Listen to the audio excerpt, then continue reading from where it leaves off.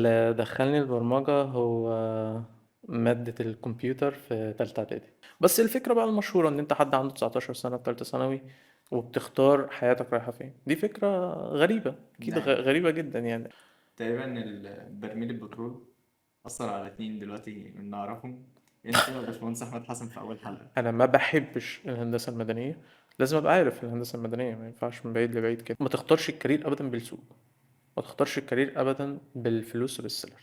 انا لا ثانيه، قبل ما يبقى تنين، هو ايه اللي يخليه تنين اصلا؟ هو اصلا انت ايه، داخل بتقول لي الانبوت ده، انا مش هعمل حاجه.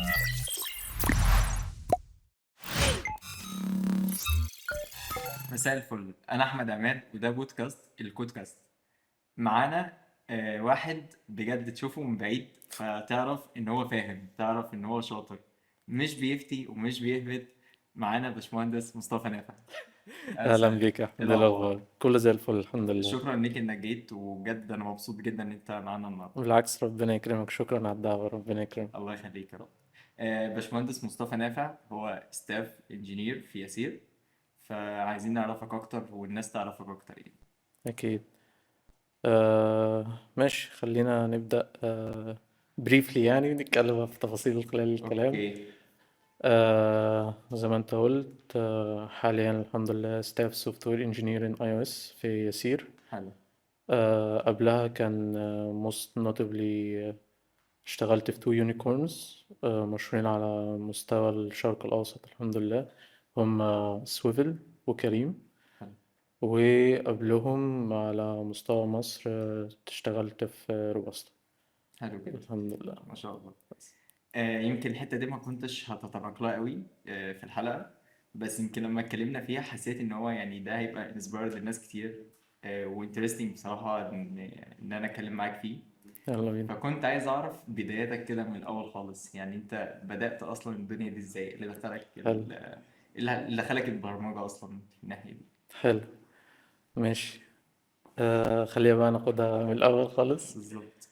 اللي دخلني البرمجة هو مادة الكمبيوتر في تالتة إعدادي. حلو. هي دي بدري أوي. البداية، الحمد لله. آم، للي يفتكر يعني، للمهتم كان في مادة الكمبيوتر في تالتة إعدادي، محدش كان مهتم بيها. كان تقريبا 20 درجة. اه، ف ما كانش بتضاف المجموع كمان مش فاكر والله، بس كان محدش يعرف عن حاجة، محدش مهتم بيها. بس سحرتني يعني. مم. كان موضوع مميز جدا بالنسبة لي من ساعتها. آه، أول لما شفت فكرة البرمجة، وإن أنت تقدر تقول حاجات للكمبيوتر وتأمره حلو. وينفذها، الفكرة سحرتني. كان في كتاب برضه معرفش لو الناس تاخد بالها ولا لأ، بس كان في كتاب للمادة. جبته وذاكرته من الجلدة للجلدة يعني. ما شاء الله.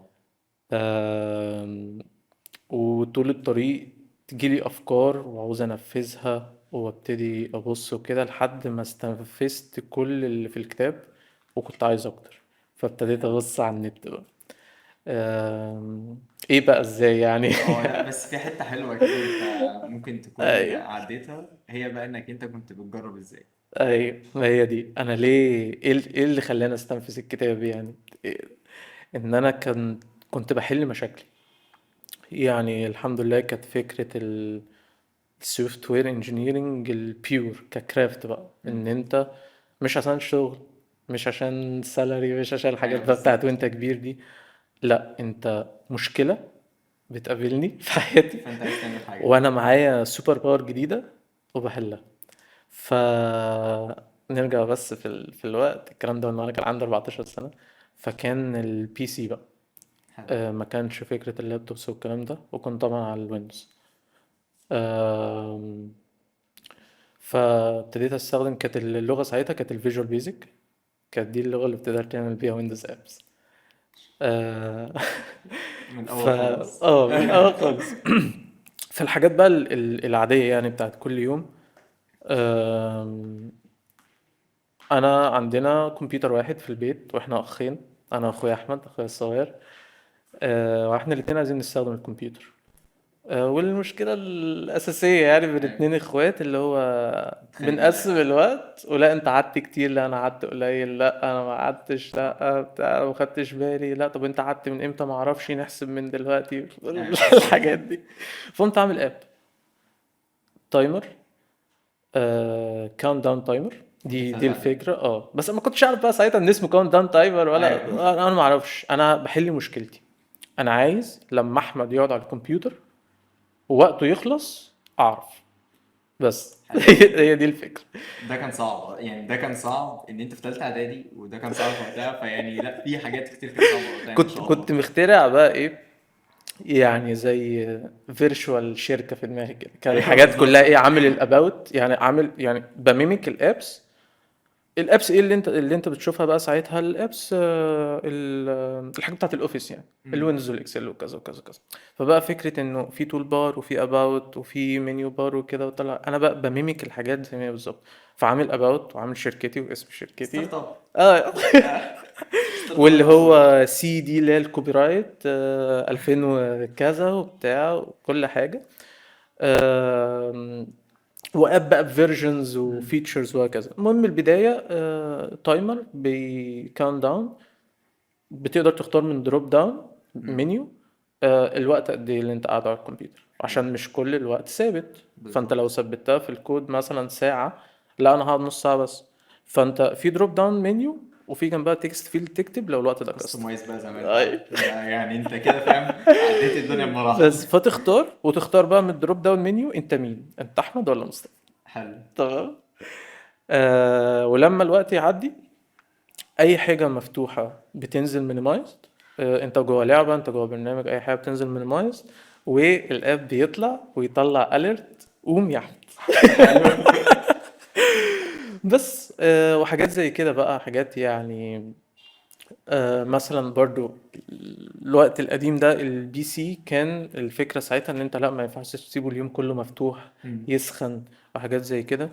ف مثلا ممكن تسأل اخويا مثلا فتح الكمبيوتر، انت فاتحه من امتى يا احمد عشان نريحه. طبعا ايوه ده بالظبط. لفظ في حاجه ما بتحصلش دلوقتي يعني، بس هو ساعتها كانت دي دماغنا، الكمبيوتر محتاج يستريح. ما كل الناس. ايوه. والله بجد حرفيا يعني. فلا مش فاكر، بس انا ما ركزتش وانا بفتح اصل كذا اصل كذا. لا اصل انا تقريبا ريحته، والله مش فاكر، مش امم. عارف ايه. فمشكلة. بالظبط. بس احنا بنعرف نبرمج، فخلاص ندخل بقى. فعملت اب. كان زي ويدجت، يعني ملوش بقى البوردرز، ودي برضو امم. كانت فكرة بقى اللي هو رحت عملت زي صورة ريكتانجل كده 3D على الباوربوينت. فكره دلوقتي. ده حوار ريكتانجل 3D على الباوربوينت، ومسيبه بي ان جي عشان الكورنرز ما تبقاش ظاهر. اه.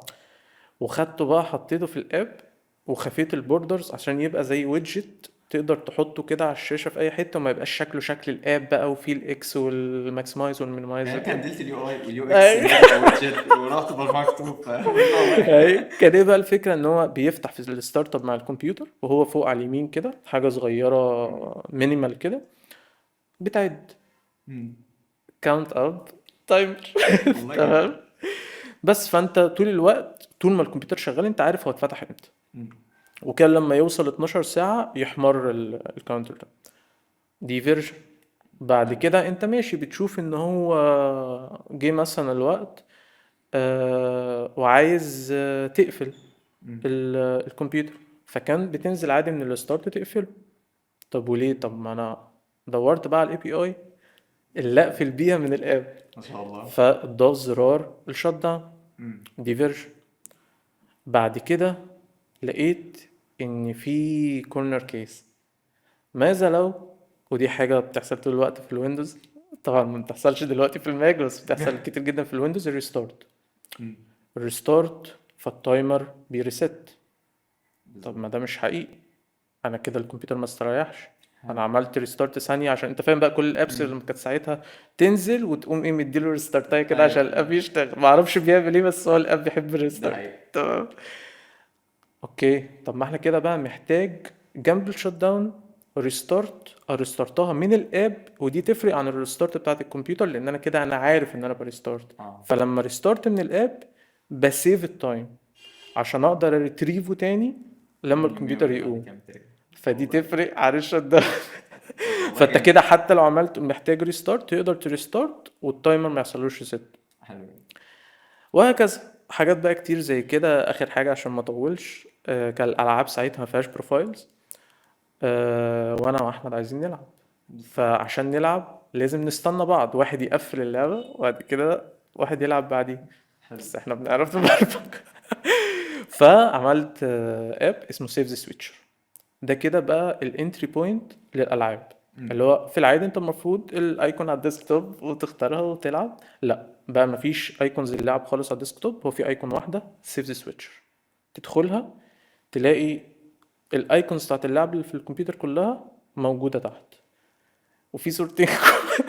بلاي ستيشن. ايوه ايوه بلاي ستيشن تصدق بجد. صح. دايما يو تتصل اي دلوقتي. بلاي ستيشن يس. وفي صورتين كبار، صورتي وصورة احمد. تختار انت مين مم. وتختار اللعبة وتدوس بلاي. لما تدوس بلاي السيف سويتشر ده بقى في الباك جراوند قبل ما يرستارت اللعبة بيروح ياخد الدايركتوري اللي فيها السيفز، اللي انت مسميها. يسويتش بالسيفز بتاعت احمد اللي هو احمد اللي هيلعب ويبدأ اللعبة، والعكس بالعكس. فكده في الاستورج دايما تو دايركتوريز تو فولدرز، واحد اكيد. لاحمد فيه كل السيفز بتاعته وواحد مصطفى فيه كل السيفز بتاعته، فبنقدر نلعب سوا. طب والله يعني تقريبا احمد اخوك هو سبب نجاحك، وانا اللي كنت ايوه اعمل كل ده. بالظبط. بجد والله. يعني هو لو ما كانش موجود ما كانش هيبقى في ما كنتش مشاكل، ما اعمل كانش هيبقى في حاجه، برمجه. ايوه اه بالظبط. بجد. بالظبط. وفضل بقى الموضوع على كده لحد يعني حاجه وعشرين اب بقى في حاجات كتيره ما شاء جدا الله. وكمان كانت حاجات للكليه بقى في الستودنت اكتيفيتيز وهكذا. ففضل الموضوع كده يعني مشاكل ابرمج على طول. بالظبط. بعدين بقى قررت تفاجئ نفسك، وسبت بقى كل البرمجه وكل اللي انت عملته مع احمد، ودخلت هندسه مدني. اه اه دي غلطه كبيره، اه. غلطه كبيره. آه... تمام. دي حاجه بقى حابب اتكلم عليها يعني عشان ان شاء الله تبقى مفيده يعني. آه... ازاي تختار الكارير. انا برغم كل ده الحمد لله، وده عدى سنين يعني من أمم. اول تالتة اعدادي لحد تالتة ثانوي، دول 4 سنين. 4 سنين ببرمج، 4 سنين بدور على النت وعايش حياة الديفلوبر قبل ما اعرف ان في حاجة اسمها ديفلوبر، بالظبط. وانا ما انا اعرفش حاسك ايه ده اصلا. اتأثرت. لا اه. بجد والله حاسك اتأثرت. ايوه ما هو قرار، هو قرار صعب يعني، حاجة مفصلية في حياتي يعني، أمم. غلطة في لحظة. ان شاء الله يعني حد من الاودينس لسه في البداية او بيختار او كده ان شاء الله تبقى حاجة مفيدة يعني. بس الفكرة بقى المشهورة ان انت حد عنده 19 سنة في تالتة ثانوي وبتختار حياتك رايحة فين، دي فكرة غريبة اكيد، ده حقيقي. غريبة جدا يعني، اكيد انت صح. مش بالوعي الكافي ان انت تختار انت بتعمل ايه. فللأسف الطبيعي بالدرجات بالحاجات، الحمد لله درجة كويسة في ثانوية عامة، دخلت هندسة عين شمس. حلو. ندخل ايه في هندسة عين شمس؟ مدني، عشان مدني سوقهم كويس وبيقبضوا كتير. وقتها. وقتها، وقتها ده غلط كبير. اديت يعني ودني طبيعي بقى حسب يعني خبرتي ساعتها للناس اللي اكبر مني وكده، بالظبط.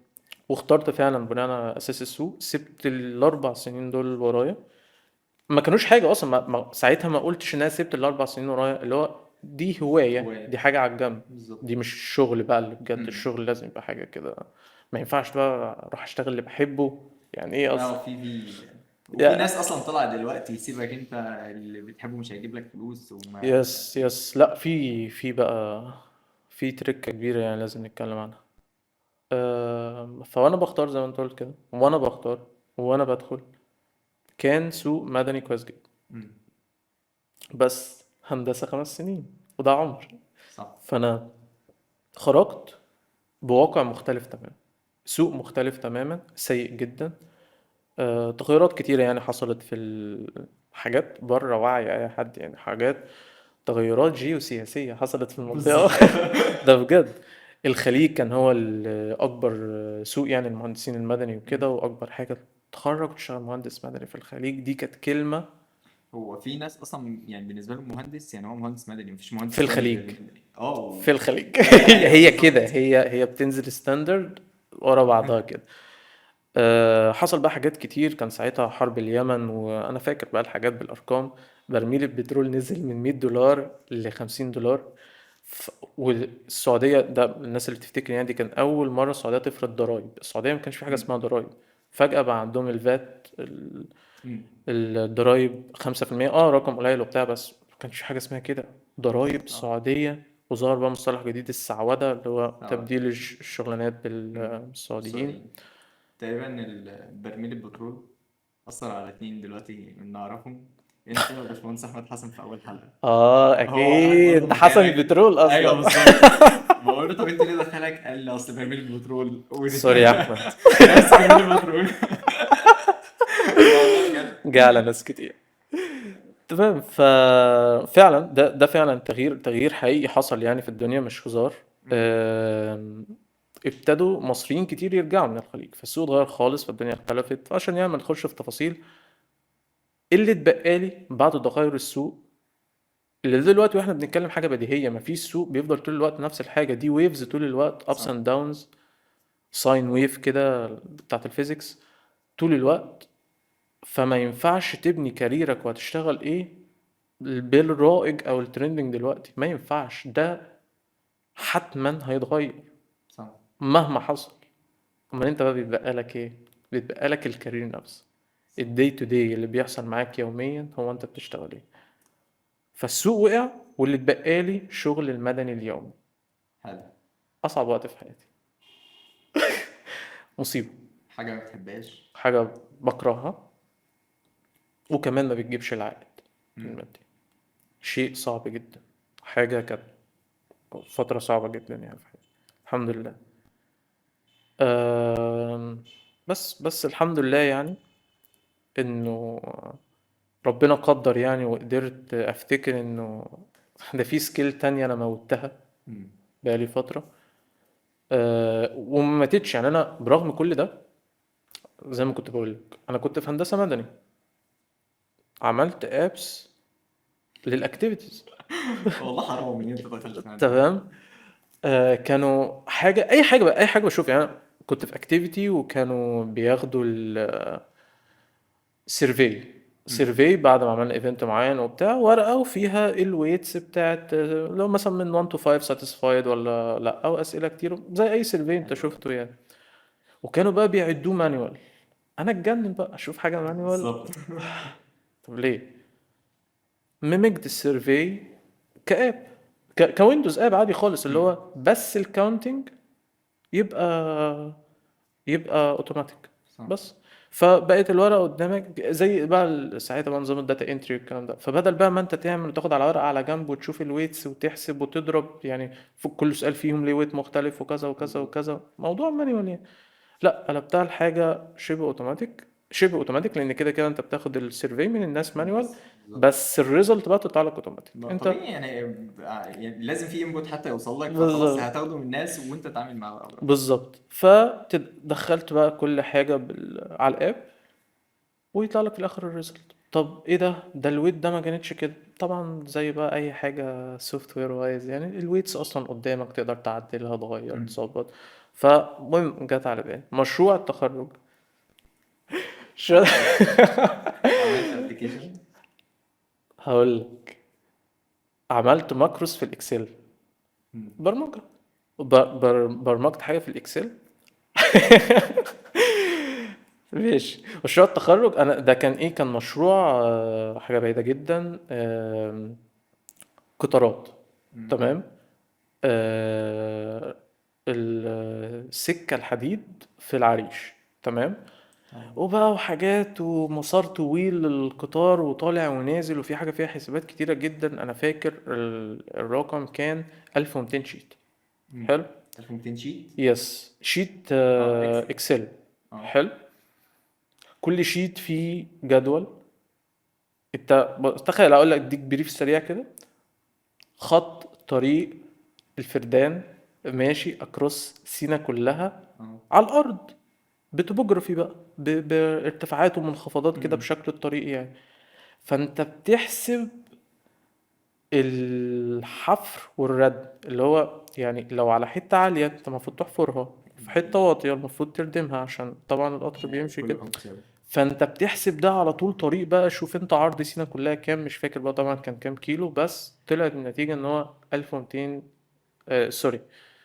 آه شكله 120 شيت اكسل.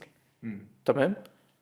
آه بكل بقى صعبانيات قلت لهم خلاص ماشي، هاخد انا التاسك دي مضطر اعملها هعملها برمجة. وبتاع. لا ما قلتش برمجة، اه هاخدها انام فيها بقى. بالظبط. فاهم. هاخدها كأني هحسبها مانوال يعني. ما انا، ما دي حاجة برضو حاجة تستفيد بيها يعني دايما، ده بجد. ما ينفعش تتكلم على حاجة قبل ما تحصل يعني. مم. يعني under promise over deliver. كانش ينفع من ساعتها اقول لهم هروح ابرمج. انا ما اعرفش، مم. انا ما اعرفش اصلا هبرمج ازاي. ده صح. حاجه هبرمج بايه اصلا؟ هي ايه اللغه اللي بيتكتب بيها في الاكسل دي؟ انا ما اعرفش حاجه. بالظبط. بس الاحساس كده اللي جوايا، الانتويشن، ان الجنون ده مستحيل اعمله مانوال. مستحيل امسك كالكوليتور، او حتى هي مش كالكوليتور، ما انا في الاكسل. مم. مستحيل امسك فورمولا وادوس بايدي كده على ال 120 واحد. شيت واجمع كل ده. بالظبط. وكان في حاجات بقى يعني انت كل شيت بيجمع حاجات، وفي حاجة في أول شيت تجميع عليهم كلهم. ما انت عايز في مم. الآخر رقم واحد، صح. هردم قد ايه وهحفر يوفر قد قد ايه. ايه. بس الحمد لله عملت ماكرو. آه، خدتها بقى، قلت لهم هقعد بقى اسبوع ومش عارف ايه وبتاع. الحمد لله شغلتها قدامهم بقى، زي ما انت فاهم بقى الثواني بالظبط، اللي هو انا شغال في الارقام وهنا بترد. هنا يس. هيعد لك الاول تاني. يس. بالظبط. دوست عليها قدامهم، الشيتس كلها بتجري بقى اللي هو الشيت بقى مم. بيفتح وبيقفل كده، تك تك تك تك تك تك تك، وفي الاخر الرقم طلع في البتاع. بصوا لي كده قلت لهم مش هشتغل في حاجه تاني. ايوه بس. بالظبط، مش هكمل. الحمد لله. بس فاحنا دخلنا يعني في الحته دي عشان اقول لك انه الحاجه موجوده. انه ما كانتش ماتت الحمد مم. لله. انا كنت، لا لا لا الله، انا كنت في الوقت الصعب جدا بتاع مدني، كنت بفتح التيرمينال بس، بفتح التيرمينال ابص له واكتب ايكو اي حاجه، مم. يعني كانت فاضل مساحه تاني. حاجة صعبة جدا. اللي هو قاعد في شركتي في مدني، بلعب في التيرمينال، بحاول بعمل اي حاجة. كنت افتح اي تكست فايل واسميه دوت اتش تي ام ال وافتحه من البراوزر واعمل تاجز اي حاجة. اللي هو مم. ولا حاجة، ده اي كلام، بس اللي هو عارف كأنك بتحن الحاجة. ايوه فاهم. لا والله. بس الحمد لله يعني. عشان ناخد بقى الكلام ان شاء الله المفيد يعني. استقلت وقعدت في البيت. قبل ما تستقيل معلش اروح يس. للحته عشان هي عجبتني الصراحه. قول لي. انت ما كنتش بتحب هندسه، مهم. بس انت قررت ان انت في وقت الكليه مهم. تحاول على قد ما تقدر، اه الحمد لله. وجربت كل حاجه فيها. الحمد لله. فيعني انا بشوف برضو ان هو مش دايما اول قرار بتاخده ان هو ايه هو ده القرار الصح. يعني انت لازم تحاول زي ما انت كنت قلت عشان ما يجيش تندم بعد كده وتقول طب ما انا لو كنت حاولت في كذا كان نافع او حاولت في كذا. الله ينور هو مش عليك. هيفيد بحاجه وقتها، مظبوط. بس انت جربت ودي بجد يعني دي كانت حاجه كويسه وتحسب ليك رغم ان انت ربنا مش يكرمك. بتحب الحاجه دي. بس انت جبت اخرها وفي وقتها برضو. يعني يس. انت ما اتخرجتش وقعدت برضو تجرب طول حياتك وفي الاخر بقى تيجي طب ما خلاص بقى انا راح احول فاهم. ايوه الحمد لله بالظبط. الله ينور عليك. هو عشان اقدر اقولها زي ما انت بتقول كده بملء فمي زي ما بيقولوا، امم. واقولها وانا مستريح ان انا ما بحبش الهندسه المدنيه، لازم ابقى عارف الهندسه المدنيه ما ينفعش من بعيد لبعيد كده. بالظبط. فزي ما انت بتقول في خلال وقت الكليه، والحمد لله برضه ده اللي المفروض يبقى مفيد يعني للشباب. وقت الكليه موضوع الاجازات ده لازم يستغل تو ذا ماكس يعني. وزي ما كنا بنتكلم في اي برضه حتى زي مجال. ما انت عملت بالظبط. انت ما شاء الله كنت سوفت وير انجينيرنج من الاول يعني، واستغليت برضه الحمد لله الكليه. فانت فاهم انا بقول ايه. حتى لو انت طبعا عندك التندنسي ان انت انا عايز اريح، عايز اتبسط، بالظبط. عايز انا تقريبا زي ما قلت لك طبيعي يعني ما لان خدتش اجازه في الكليه خالص، لكن ده وفر عليا سنين من حياتي. ايه بقى القصد، ايه المطلوب؟ انه انا اشتغلت الحمد لله كل الشغلانات في السيفل انجينير. مم. الحاجات بقى المختلفة يعني الشباب مش هيبقى عارفينها، بس نزلت السايت وقعدت في اوفيس واشتغلت كوانتيتي سيرفينج واشتغلت بلاننج وكوست كنترول، حاجات كل اللي مم. ينفع اعمله كتدريبات. سناب شوتس كده، 3 شهور 3 شهور 3 شهور، اللي هو على قد الاجازه. بالظبط. بس ده اداني فكره الاوفر فيو المدني كله، واتاكدت ان انا بحبهاش، بالظبط صح. وقدرت اوصل لده. طب اللي ما يعملش ده، وده تقدر بقى تطبقه على اي حاجه زي ما بنتكلم، جرب ويب، جرب فرونت اند، صح. جرب موبايل، جرب عشان تتخرج كسبان وقت. انا بجد بشوف ان اكتر وقت في استثمار وقت الكليه يعني، طب اكتر من وقت بعد التخرج، واكتر من هو ده الوقت طبعا مش مجرد كوقت، انت اصلا معاك دي برضو حاجه ممكن تبقى غايبه، اللي هو في طبعا الكونتر ارجيومنت دايما، اللي هو استمتع بوقتك، بالظبط. تستعجلش. مستعجل على ايه يعني؟ الدنيا مش هتطير. وخلي بالك كل حتى اللي بيحاول هو بيحس نفس الاحساس برضه ان هو عايز يس يستمتع طبعا بوقته، بس طبعا. هو يعني بيجاهد نفسه في الحته السيلف دي كنترول اه. بقى عشان بالظبط. ربنا يكرمك يعني. ففي ميزة نوعية في الموضوع ده مش موجودة أصلا، يعني اللي هي مش تعملها وقت الكلية ولا بعد الكلية، لأ، ده أنت عندك سوبر باور في الكلية، إن أنت 3 شهور وبتسيب. صح. أنت ما تقدرش تعمل ده في الحياة العادية. امم. أنت ما تقدرش تروح تجرب، هتقولي ما أنا هجرب بعد الكلية، ما ينفعش كل 3 شهور تسيب الشركة، أنت كده بتدمر نفسك. صح. لكن وأنت في الكلية ده الإكسبكتد أصلا. فأنت 3 شهور تجرب مجال، تجرب التاني، تعرف الدنيا فيها إيه. الحمد لله يعني، زمايلي اللي ربنا ما وفقش وما قدروش يعملوا ده وقت الكلية، اتفاجئوا بقى بعد سنتين شغل من الحياة العملية انه ده مش كارير. سنتين واكتر واكتر واكتر، لسه ليا صاحبي يعني من الكلية وبتاع، الحمد لله بس ربنا قدره يعني، بس بعد 5 سنين من الشغل بعد الكلية في مدني غير المجال. وبعد 5 سنين مسؤوليه ما كانتش عليك وانت اه طالب. طبعا. يعني وانت طالب مفيش مسؤوليات عليك قد ما انت لما خلاص اتخرجت، فانت لازم تشتغل حتى قدام يس نفسك، يعني بعيد يس. عن اي حاجه، حتى لو انت مش محتاج فلوسها قدام نفسك ما ينفعش تطلع تقعد في البيت، يعني اه انا عايز طبعا. اطلع اشتغل. اه طبعا الوقت ف بيختلف والمسؤوليات بتختلف. صح. فبس عشان نسمرايز يعني الحتة دي عشان تبقى مفيدة بقى ككلمة يعني للشباب، ما تختارش السوق ابدا، ما تختارش الكارير ابدا بالسوق، ما تختارش الكارير ابدا بالفلوس وبالسالري. بالظبط. في حاجة رهيبة وحاجة مهمة جدا، هو مين اللي حياته كويسة؟ مين خلينا حتى بلاش حياته كويسة بصفة عامة، والساتسفاكشن والباشن والكلام ده، ماشي. مين اللي بيقبض كتير من الآخر؟ في مهنة شغل كويس. معينة؟ لا. لا، كل المهن المتميز فيها ما تعرفش تتكلم. صح. يعني قول كل حاجة، خلينا مهنة اعتيادية خالص، المهندس المدني، محاسب، المحامي. هو المحاسب المتميز بيقبض كام وشغال فيه؟ احسن من السوفت وير انجينير التعبان. أحسن من أي حد طالما متميز. المحامي المتميز تعرف تكلمه أصلا؟ تعرف تقرب لا له؟ طبعا. فأنت بقى تروح تبص على الأفريج محامي وتقول دي شغلانة كذا، وتبص على الأفريج سوفت وير انجينير وتقول له فاهم قصدي؟ أهم من المجال إن أنت تدخل بهاي probability. هاي probability يعني إيه؟ يعني احتمالية عالية بالظبط. ان انت تتميز. طبعا كله على الله مم. والتوفيق، ربنا ييسر يعني، انت بتبقاش عارف طبعا الغيب وانت داخل، بس على الاقل يبقى فيه الحب ده، مم. الاحتمالية دي، تبقى دماغك جايبة، تبقى قدراتك جايبة انه ان شاء الله هتميز. فبرضه عشان فكرة المفهوم طبعا ومتوقع ان الترند دلوقتي كله يبقى يروح سوفت وير انجينير تعليم وهكذا. برمجة وألماني. يس. الاتنين بس دول زي مفيش الفل. مشكلة في الاجتهاد طبعا يعني، طبعا يعني الباب مفتوح لأي حد، أي حد حابب أو كده صح. جرب.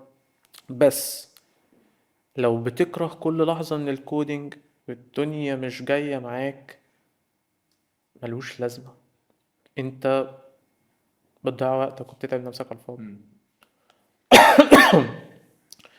الأفضل والأهم إنك تروح تتميز في أي شيء، كلهم سواسية، كل المتميزين في أي مجال سواسية. وكل هو السوفت وير انجينيرنج مفيش ناس بتقبض قليل جدا شغالين بورك كونديشنز سيئة جدا جدا في جدا. كتير. في كتير. أو كتير أوي كمان. شركات تحت بير السلم، أوضاع شغل مش كويسة، اضطرار إنك تمضي عقود فيها شروط مش مظبوطة، متعلقة بعهد أو حاجات تخليك ما تعرفش تسيب الشغل. حاجات كتير، تفاصيل كتير، مضيك على لابتوب مثلا ب100,000 مم. عشان تفضل قاعد وانت اصلا مرتبك 5-6 آلاف جنيه. تفاصيل كتير. ده في مجال السوفت وير انجينيرنج الترندنج بتاع على حسب انت فين في المجال. فتاني، اختصارا، وانت بتختار الكارير ما تختارش بالرائج او الترندنج في الماركت، عشان ده كده كده هيتغير. اختار بامكانياتك انت وقدراتك انت، واستنى الويف الجاية. صح. حتى لو الوضع في الشيء اللي انت بتحبه ما هوش رائج دلوقتي او مش كويس قوي، يكفيك ان انت تبقى شاطر فيه وهتتميز وهتبقى التوب فيه. وهو ده الهدف، تبقى من التوب 10% في اي مجال حتى لو مش رائج. افضل بكتير من ان انت تبقى في ال10% الاخيرة من مجال رائج. طبيعي. بس. ف يعني احنا دلوقتي عرفنا بداياتك والكارير شيفت بتاعك اللي هو قد ايه انت كنت حابب البرمجة، دخلت مدني وبعد كده رجعت تاني بقى لحياتك، آه، وعرفنا ازاي تختار الكارير.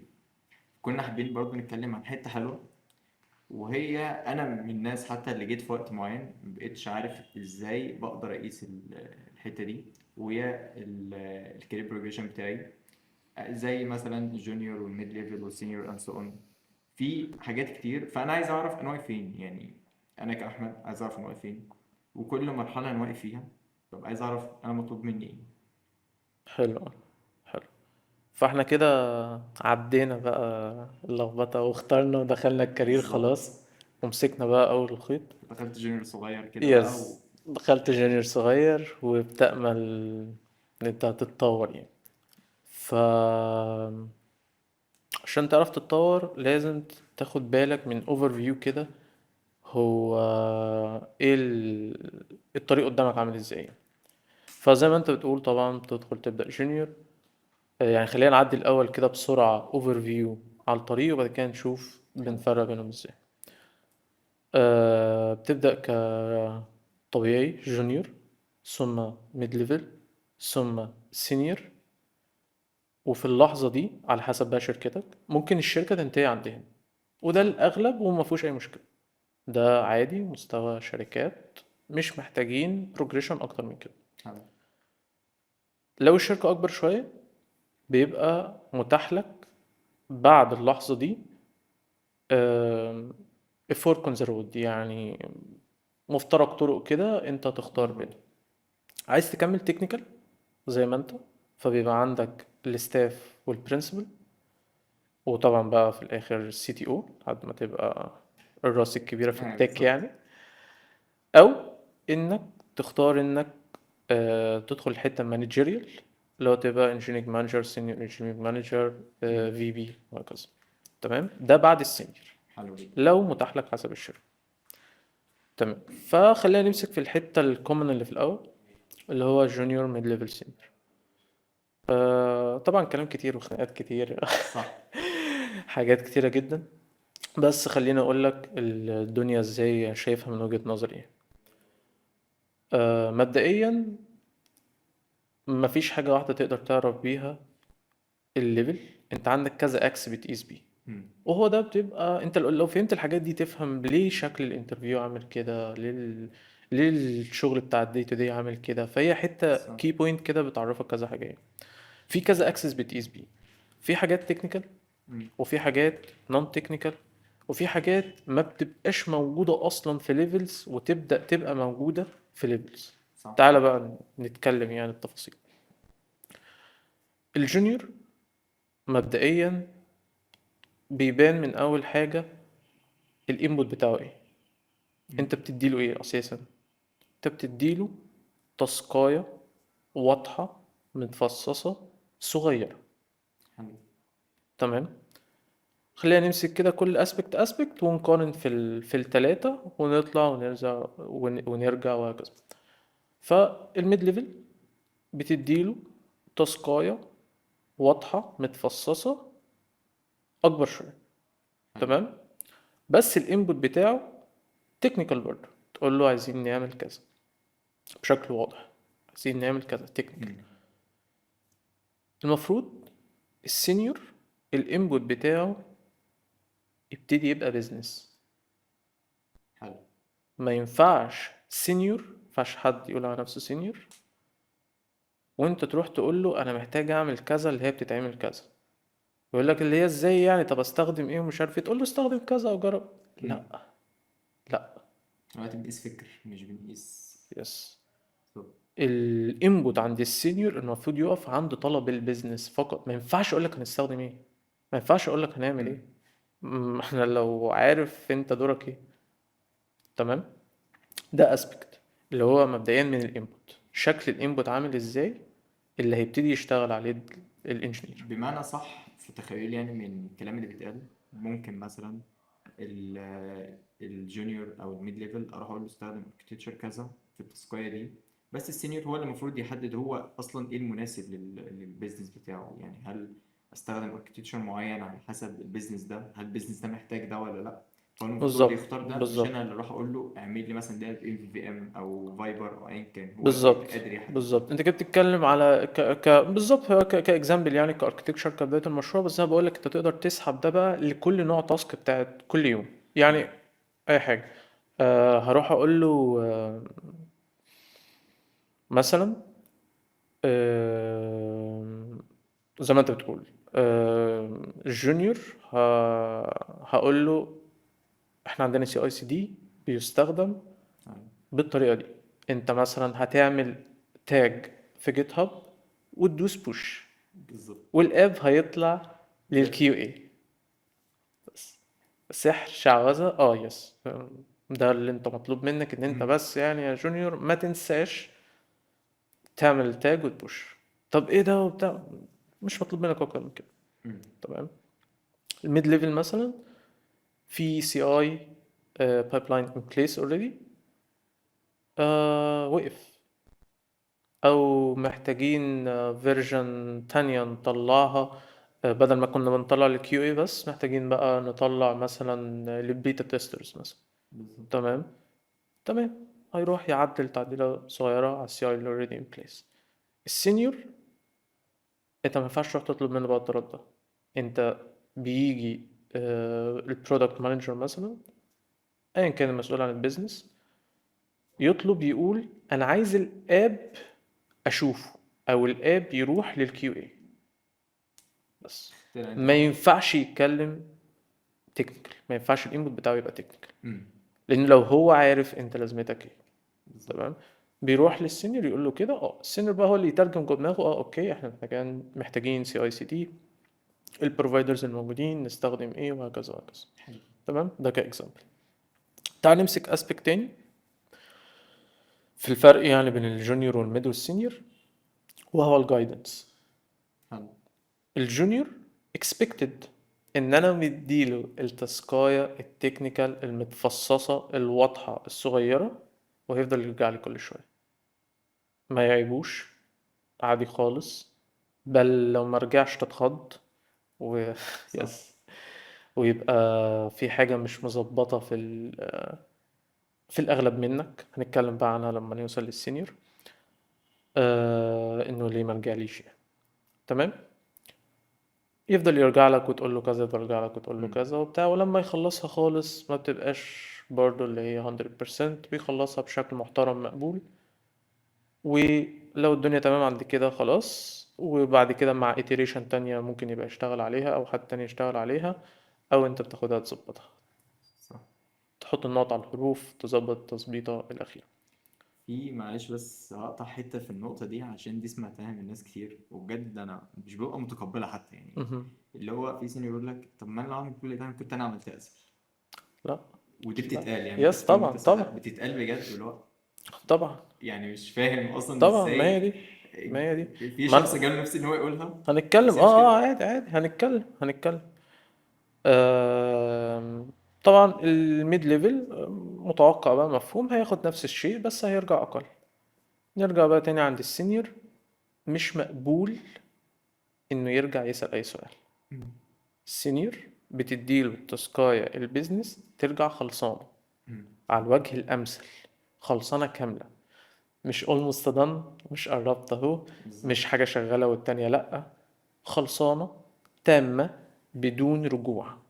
مم. لو هيبقى فيه رجوع طبعا بشر يعني مفيش مشكلة، لو هيبقى رجوع هيبقى رجوع في بيزنس. يس تكلاريفاي حاجة بيزنس ما كانتش واضحة. صح. لكن ما ينفعش يرجع for guidance. مم. ما ينفعش. حلو أوي. تمام. دي كده احنا مسكنا مثلا two aspects موجودين في التلاتة ليفلز بس بفاريشنز. في بقى حاجات بتبتدي تظهر فقط عند السينيور اللي هي الليدرشيب سكيلز، مم. مش اكسبكتد اصلا من الجونيور والميد ليفل. حلو. زي ايه بقى؟ المنتورنج مثلا، حلو. المثل اللي انت لسه قايله. انا لو انا اللي هعمل دي، ما وكل مره بقى اجي اعدل واتكلم وبتاع، كنت عملتها انا اسهل. ده شغلك، انت مش بتمن. صح. ده شغلك. انت لو ما بتعرفش الا ان انت تشتغل وما بتعرفش تليفل اب حد تاني، يبقى انت ميد ليفل. مم. بالظبط. السينيور من غير المنتورنج حاجة بتتم عن طريق المنتورنج او حاجات تانية مش مطلوبة من الميد ليفل والجونيور، ان هو يبقى فورس مالتبلاير. مم. حاجة مشهورة يعني، مش عارف اترجمها ازاي، مضاعف للقوة. اللي هو وجودك. هقول لك حاجة. التيم فيه جونيور واحد، ميد ليفل، فكده التيم بقى فيه اتنين، وفي سينيور. ما ينفعش نقول بقوا تلاتة. ان ما كانش لما ادخل السينيور يضرب لي الاوتبوت ده في اتنين، يبقى ملوش لازمة. دي معنى فورس مالتبلاير. حلو أوي. ما ينفعش نقول لما عين السن ان هم بقوا تلاتة. لما عين السينيور مثلا كده التيم بقى، اضرب بقى في اتنين بقوا أربعة زائد السينيور نفسه خمسة مثلا. لان لو ثلاثه بقوا زيهم دلوقتي. يس. ما ينفعش. مم. ايه ده السحر ده؟ طب ازاي يعني؟ بالمنتورنج، بليفلنج اب، اللي هو لما انت، هي دي بقى دي فكرة دايما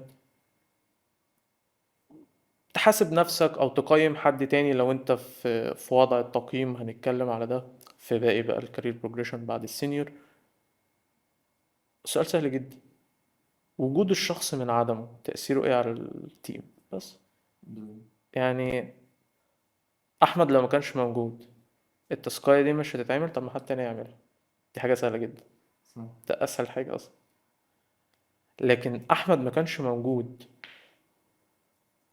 الجونيور ده ما كانش هيتعلم اللي هو اتعلمه ده، والميد ده ما كانش هيعرف التركية دي، وما كانش هيبقى فيه سكريبت يسرع شغل الاتنين، وما كانش هيبقى فيه السي اي سي دي اللي مسرع اوتبوت الشركة كلها، وجيند باك اورز كانت بتضيع. بجد. الجونيور والميد قاعدين يعملوا حاجات لوكال عندهم، لكن السي اي سي دي رجع لنا ساعات طويلة كل شهر. ده كده فورس مالتبلاير. ده بدل ما كده. اروح اعمل ده مانوال بقى خلاص في حاجه هي يس. نفس الفكره اللي انت اصلا كنت بتعمل، بدل ما اقعد احسب اه. كل ده يس. بجد هيجي انا بدل ما اقعد انا اعمل كل ده مانوال واقعد بقى اعمل اركايف يس. للفيرجن اللي عندي ده. لكن لو انت دورك ان انت تدخل، انا جيت معاكم التيم يا شباب، هتقعد تعد معاهم مانيوال، خلاص انت ميد او جونيور. صح. لكن دخولك فورس مالتبلاير. حلو. خلاص. انت قاعد تذلل عقبات، تشيل عقبات عشان تسهل الشغل على التيم كله، عشان الاوتبوت بتاع التيم كله يزيد. حلو قوي. انا تمام. مستمتع حقيقي. ربنا والله يكرمك. بجد. ربنا يكرمك. فدول حاجتين مهمين، المنتورنج ليدرشيب. عشان ما هي الليدرشيب دي الحاجة الكبيرة. الامبريلا الكبير. يس. جواها بقى المنتورنج، ليفلنج اب. زي ما قلنا كده، انك تبقى تأثيرك فورس مالتبلاير. التول بقى بتاعها زي ما قلنا منتورنج. زي ما قلنا لو تقدر تعمل سكريبتس، تغير تول، تسرع حاجة يبقى تأثيرها ملحوظ الكيورد. وباين. يس، الله ينور عليك. كيورد بقى في كلمة واحدة دايما هي كلمة بتتقال، الامباكت. بالظبط. مش تاسك. مش تاسك. صح. مش تاسك عادية، مش شغل يومي. الامباكت حاجة اتعملت ملوش علاقة بانت. يعني هو الامباكت مش بالكيلو. اللي هو مش والله انا اشتغلت عليها اسبوع، انا I don't care. فين لو عملتها في ثانية، يعني انت لو دخلت، دي حاجات بتحصل مم. بتحصل في الشغل اليومي يعني. تدخل تعدل في جزء من اللاين، دي خدت منك كسر ثانية. بي ار مفتوح على لاين، الامباكت بتاعه هو الاهم. صح. مش مهم البي ار الكبير اللي فيه حاجات اللي انت بقالك اسبوع تشتغل عليه. مش بنقلل يعني من الشغل، مم. بس دي تاسك دي تصل. وده امباكت، تأثير كبير ملوش علاقة بالايفورت اللي انت مدخله ده. بالعكس، كل ما كان الايفورت اللي انت مدخله اقل والتأثير اكبر، كل ما ده احسن. ده المطلوب. صح. تمام. بس فدي حاجات بتظهر في السينيور. طيب ماشي، لو ده السينيور يعني الراجل بيطير كده الدنيا كويس. على فكرة مش بيطير، ده المفروض وده المظبوط وده أقل القليل. حتى لو ما بتشوفوش انت في حياتك اليومية يعني عادي، أنا فاهم طبعا. الشباب هيقولوا أم... بس ما فيش حد كده، ما شفناش حد كده، مم. مش عارف ايه. لا ده مش حقيقي، في ناس كده طول الوقت. لو انت ما شفتش ده في شركتك برضه عادي خالص، ما يقللش مم. منك ولا من شركتك ولا من السينيورز اللي معاك ولا اي حاجة. مستويات مختلفة زي اي حاجة في الدنيا واحنا نفسنا يعني الماكسيمم. ما بقولش ان انا في حاجة عالية يعني، الحمد لله طبعا، بس الماكسيمم بتاع اللي انا شفته اكيد في حاجات اعلى منه وهكذا. انا بكلمك على حاجات عادية موجودة. لو انت حابب برضو، عشان دي it's up to you. مم. في ناس عايزة تشتغل كل يوم، تروح وتيجي نفس الحاجة، هي سنة واحدة وبتتكرر وخلاص. صح. اوه سنة واحدة، متكلمناش عن الموضوع ده مهم جدا. سنة واحدة وبتتكرر وخلاص. لسه كنت هتقول لك اه على الحتة ارجع دي لها تاني. ارجع لها لازم. سنة واحدة وبتتكرر وخلاص. وفي ناس فعلا رايحة حابة الموضوع بقى. لو طبعا ما ينفعش كل الناس برضه، عشان يبقى الكلام منطقي وعاقل. ما ينفعش كل الناس تبقى داخلة بقى المجال حباه وبتنام وبتصحى تحلم بالكودينج وبتاع. مش لازم، لا طبعا مفيش حاجة اسمها كده. احنا بالظبط. حياة حقيقية ومسؤوليات وشغل وفلوس وكده، ما ينفعش كل حاجة تبقى كده يعني. فنسيب دايما الفرصة للتباين ده. مفيش مم. مشكلة، واحد حابب يفضل في المكان البوزيشن اللي هو، مفيش مشكلة الشرط قليل أو كذا بتاع. مم. فاحنا بنتكلم بصفة عامة للي حابب، للانترستد في مستويات وفي أشكال تانية وأوضاع تانية تقدر توصل لها لو أنت حابب. صح. السنين بقى، السنين عشان دي أول حاجة. خلينا ننقي الألفاظ يعني. شيء مش صح إنك تقيم بالسنين. شيء ملوش أي معنى حلو. على الإطلاق.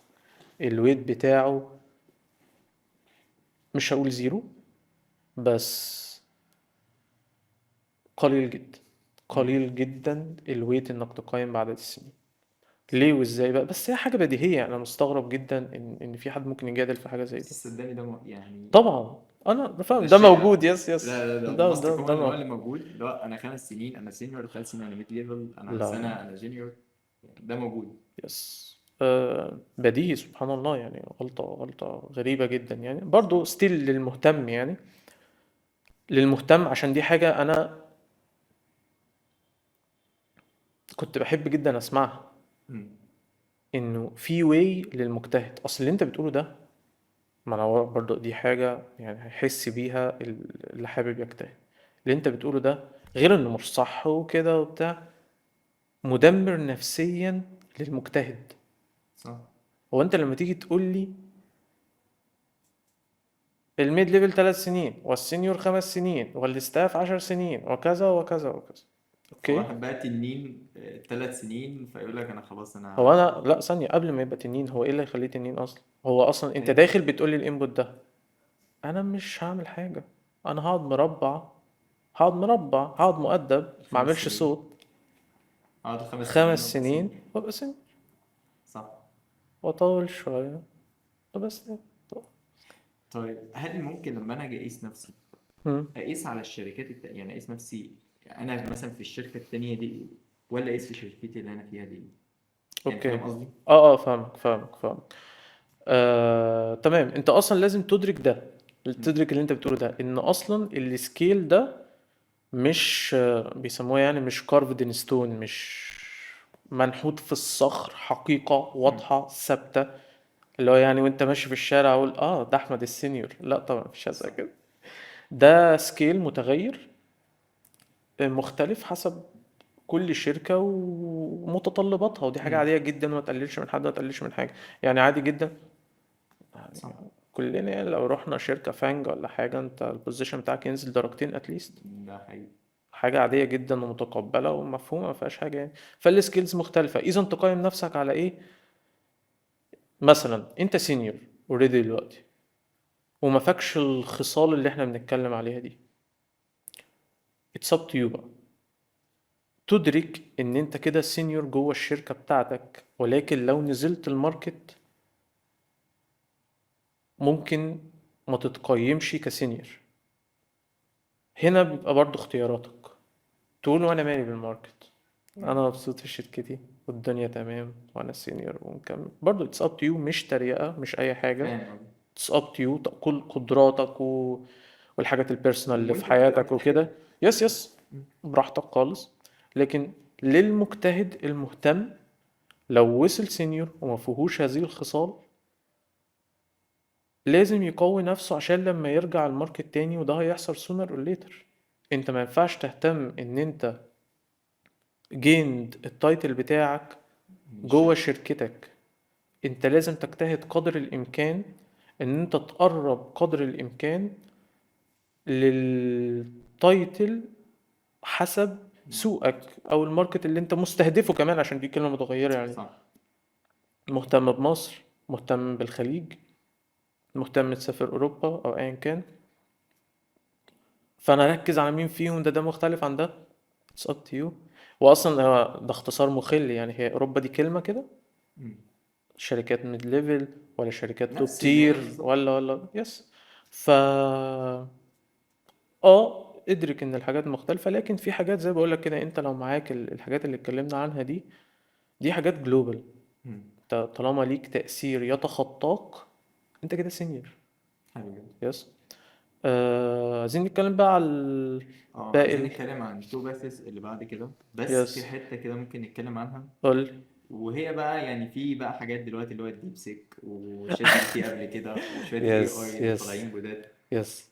فهم مؤثرين، مؤثرين اكيد. بالسلب ولا بالإيجاب. يعني برضو ديبند على انت بتعمل ايه بيهم، او انت مظبوط. بتتجاهلهم، انت مظبوط. بتستخدمهم في حاجة تساعدك، انت مقدرهم. فاهم. فانا مظبوط. عايزك برضو تقول لي يعني حلو هل جدا. الجونيور ممتاز. ده مؤثر على الجونيور ولا لا، مؤثر على الميد ليفل ولا لا، مؤثر على السينيور ولا لا، سلبي ولا ايجابي كده يعني. يس. حلو قوي. خلينا نتكلم. ماشي، احنا كده بنتكلم على تأثير ال AI على الليفلز اللي احنا اتكلمنا عليها دي. بالظبط. ايه في ال AI بالظبط عشان يبقى الكلام سبيسيفيك اكتر للمهتم؟ يعني ال LLMs ال Large Language Models المشهورة، شات جي بي تي وديب سيك الجديد وهكذا. تمام. ليه امباكت ولا لا؟ ده مبدئيا يعني قبل ما نقول حلو ولا وحش، ليه امباكت ولا لا؟ 100% خلاص، الموضوع للعمى يعني. صح. ليه امباكت، وامباكت قوي جدا. طبيعي. ايجابي ولا سلبي؟ الاتنين زي ما انت قلت، حسب انت في انهي حتة البرسبكتيف بتاعك ايه. حقيقة، فاكت، ولو كانت يعني مش جود نيوز، بس الوقت دلوقتي صعب، خلينا نقول relatively أصعب من الوقت اللي فات للجونيورز. فاكت. حلو. فاكت. اتفقت أو اختلفت؟ لسه انت قال دلوقتي السينيور مش حابب يقوم بدور منتورنج لجونيور عشان يليفل هيم اب ويطلع. هذا السينيور ما بقاش محتاج الجونيور. ده حقيقي. دي الحاجة يعني. حابب يعني اختار كلامي وابقى حذر جدا يعني في الكلام والألفاظ، عشان الكلام ده ممكن يبقى محبط. محبط. يس، الله ينور عليك. لو حد بيبدأ الكارير أو في الكلية أو ده مش معناه إنك مش هتلاقي شغل أو أي حاجة زي كده، لأ طبعا، لأ كده بس. أدرك إن إحنا مش زي زمان. صح. فكرة إنك تدخل بنص مخ، تعمل تاسكات اي كلام مش خلصانه للاخر زي اللي احنا كنا بنحكيه من دلوقتي ده وبتاع، واوتبوت مش كويس قوي وهشتغل عليه او وكذا. ممكن يعمل احسن منك اصلا. يس. صح.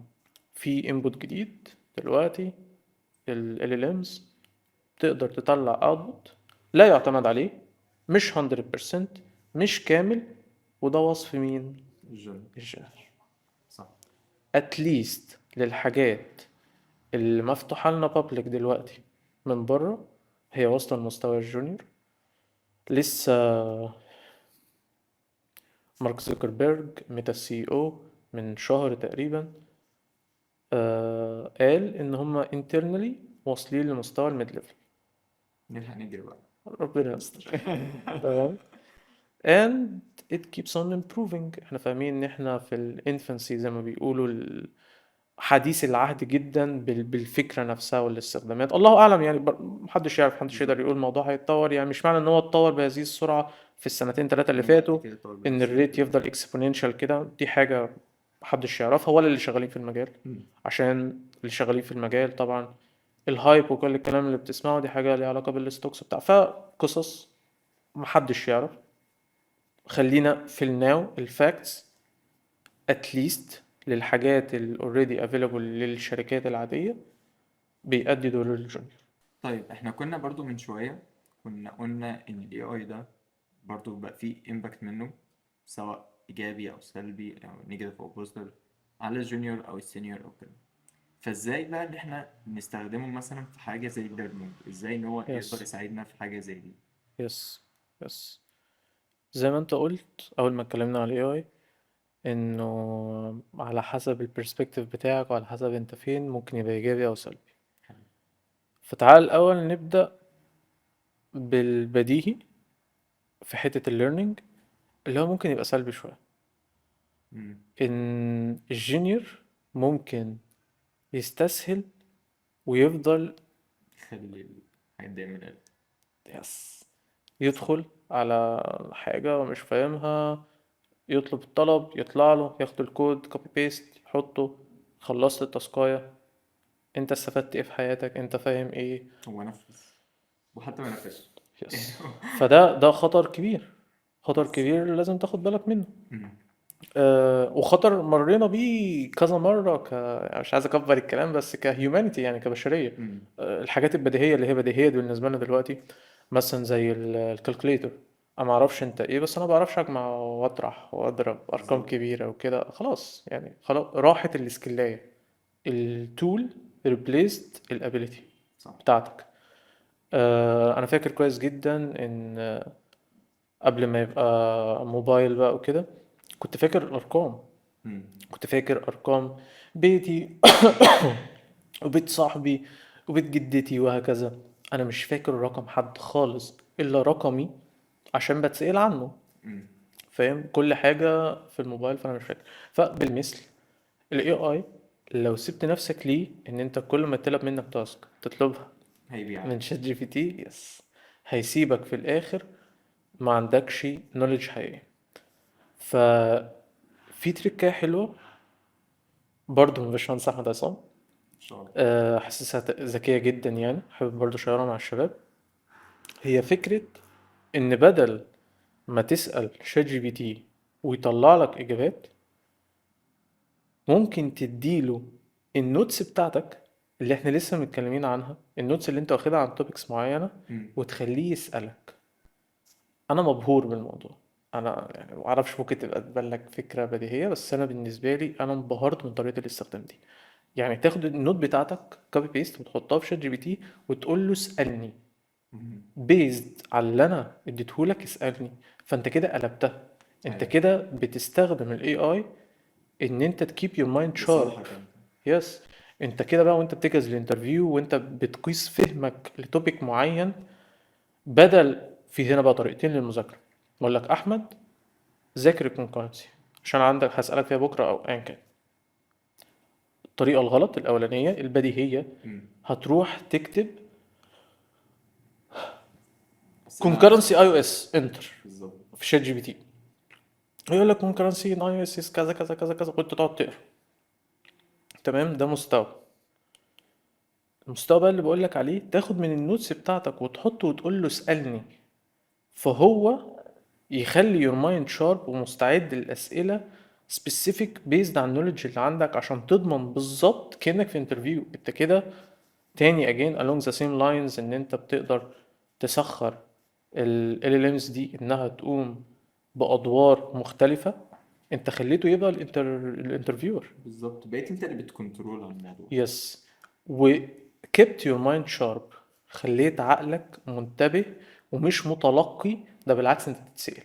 بالظبط، وبيشاور لك على حته معينه اصلا انت يس. مش عارف ايه الحته دي، عكس يس. ما تكون بتقرا كتاب بالنسبه لك يس. اي حاجه أنت مش من عارف. حاجتك الخاصة. صح. بس. فلا جميل والله ما شاء الله. طيب كنا اتكلمنا عن شوية السكيلز اللي بين الجونيور والميد ليفل والسينيور.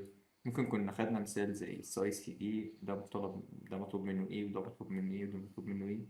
فاحنا كنا محتاجين احنا برضو نتعمق شوية في الحتة دي كتكنيكال. يس. عايزين نعرف هو ايه الساي سي دي، هل اصلا في فرق بين الساي سي دي ولا لا، هل هو ليه لازمة ولا لا. كل الأسئلة دي حابين إن احنا نعرفها حلو أوي. ونستخدمه ازاي. حلو أوي. فنبدأ بالأول، ايه هو السي اي سي دي؟ فممكن اوكي. حلو. خلينا نبدأ باللي ما فيهوش اختلاف، السهل. حد- CI Continuous Integration. بالظبط. يس. مبدئيا هما حاجتين زي ما انت قلت. CI CD دول abbreviations، اختصارات. السي اي هو ال Continuous Integration. حد. ايه المقصود بال Continuous Integration؟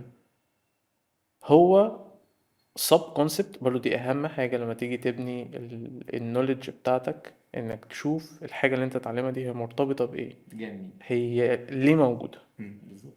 وبتعرف هي ليه موجودة لما بتتخيل عدم وجودها، ولما بترجع شوية في الهيستوري وتشوف هي بدأت امتى مع ايه. حلو. فالسي اي هو يعتبر سب كونسبت من الاجايل. حلو. شوف، تخيل. يعني انت جبتني من بعيد، يعني انت رحت يس. حتة تانية خالص. يس، ايه علاقة ده بده؟ المفروض يعني المفروض الاجايل هي بتهندل اكتر البروسيس، مش علاقة بالتكنيكال. احنا مم. بنقول ان احنا عايزين نلديفر في سبرنتس، ايا كان وقتها الاشهر باي ويكلي، عشان يبقى فيه visibility و transparency بالستيك هولدرز ان هم يشوفوا شغلنا اول باول مم. وهكذا. هيشوفوه ازاي؟ هيشوفوه صح. ازاي من غير ما يبقى فيه continuous integration؟ مم. فال continuous integration هو sub concept من الاجايل. ان انت لما بقى عندك حاجة deliverable، حاجة قابلة ان اليوزر يستخدمها، جزء من application feature whatever، بنهاية كل block of time اللي هو sprint، ازاي هتظهر. فانت احتجت كونسبت زي ال continuous integration، ان انت كل كود مم. بيكتبه حد من التيم you got integrated في البرانش بتاعك اللي هو السورس اوف تروث. حلو. تمام، ده كده ككونسبت عام خالص. البرانش بتاعك اللي هو السورس اوف تروث ده انهي واحد؟ ده على حسب تاني مسميات البرانشنج استراتيجي اللي انت بتستخدمه. الاشهر المتعارف عليه هو الجيت فلو. حلو. فالسورس اوف تروث بتاعك وقت الديفلوبمنت بيبقى الديفلوب برانش. فكمثال بقى سوليد، الكونتينوس انتجريشن هي القدرة ان في اي لحظة في اي يوم او بنهاية سبرنت طلع. تطلع حاجة. يبقى الكود بتاعك مش تطلع لسه وصلناش بالظبط. ان الكود اللي اشتغلنا عليه يجوت انتجريتد للديفلوب. حلو. حلو. فيجوت انتجريتد للديفلوب دي انت ممكن تحسها سهله، يعني اميرج يعني. طب ما ميرج بالظبط. ناقصه حروف. ليه سي اي واجايل يعني؟ ايوه ماشي، لما هشتغل على حاجه لما افتح برانش هميرج يعني. بالظبط. لا، مش بالسهوله دي. حلو. لما نقول ان الديفلوب سورس اوف تروث، يعني الديفلوب ما ينفعش at any given point of time يبقى مش شغال. مش حلو. شغال بمعنى ان هو بيبريك، مم. او انه كان في حاجة شغالة قبل كده وانا بوظتها. بقيت شغال. احمد اشتغل على حاجة عمل لها ميرج للديفلوب، انا اشتغلت على حاجة بعديه وشغالة، جيت اميرج حاجتي شغالة، بوظت حاجة احمد وانا ما اعرفش وماليش دعوة. بالظبط. احمد بقى يدور على حاجته. هو ده بيتأكد من البايب لاين بتاعته او ايا كان. تقولش بقى كلمة بايب لاين، لسه هنتكلم. صح، عشان دي كده احنا رحنا الحته التانيه. يس تمام. بس هو على الاقل هيتاكد ان باقي كل حاجه شغاله تمام، يس او انت ما اثرتش في اي حاجه تانية. الانتجريشن، كودك لما بيجوت انتجريتد، لما التعريف بقى لما بيتكامل مع الديفلوب، ان هو تكامل جوت انتجريتد بشكل صحيح، معنى كده ان هو عدى البيلد، نو بي بيلد ده مبدئيا مفيش كومبايل ايرورز، وعدى التستات بتاعتك لو في اللي ضمنت ان شغل احمد ما باص لما شغل مصطفى حصل له ميرج. حلو جدا. تمام كده السي اي. ندخل في السي دي. السي دي هتلاقي في الاغلب تعريفه ان هو continuous deployment. حلو. تمام، بمعنى ان احنا وصلنا لمرحله كويسه جدا. اصلا لما توصل لها ده بيبقى شيء، ده جين كبيره جدا. تعالى نتخيل الدنيا من غيره الاول زي ما اتفقنا عشان نقدر قيمه السي اي. هو من غير السي اي ايه اللي ممكن يحصل؟ زي ما اتفقنا ان انا ابوظ شغلك او انت تبوظ شغلي، او انا اصلا يبقى عندي برانش مش ميرجد مم. وهكذا. تمام، فوجوده هو اللي ضمن لنا ان الديفلوب هيلثي، شغال دايما سورس اوف تروث. حلو. التكمله عايزين الشغل ده يطلع للستيك هولدرز، تمام، ويطلع لليوزرز اصلا. تمام، فانت بنفس الفكره انه اوبر اللي احنا لسه متكلمين عليها، وان في ريليس كل الله اعلم اسبوع او اسبوعين، ده ازاي بيتم؟ فكره بقى انه دائما في فيرجن جديده طالعه لك، هو ده الكونتينوس ديبلويمنت. دايما طول الوقت بعد مرحله انه successfully integrated a new code اقدر continuously deploy new versions. حلو. تمام، انا شغال عملت ميرج، اقوم عامل بقى طبعا حسب البرانشنج استراتيجي ميرج على الماستر وديبلوي على السيرفر. انا كده ديبلويد. تمام، هنا بقى تريك. صح. عشان كده قلت غالبا السي دي بيبقى ديبلويد، لان الكلام ده عندنا في الاي او اس وفي الموبايل بصفه عامه مستحيل. ما عندناش continuous deployment. تريكايه صغيره. عندنا الدليفري. يس، وده فرق. تمام، نبدأ الأول بالعادي البديهي، المثل اللي احنا لسه ضاربينه، السيرفر. الويب ملوش جارديانز، الويب ملوش جيت كيبرز. أي حاجة تقدر تطلعها على السيرفر وخلاص.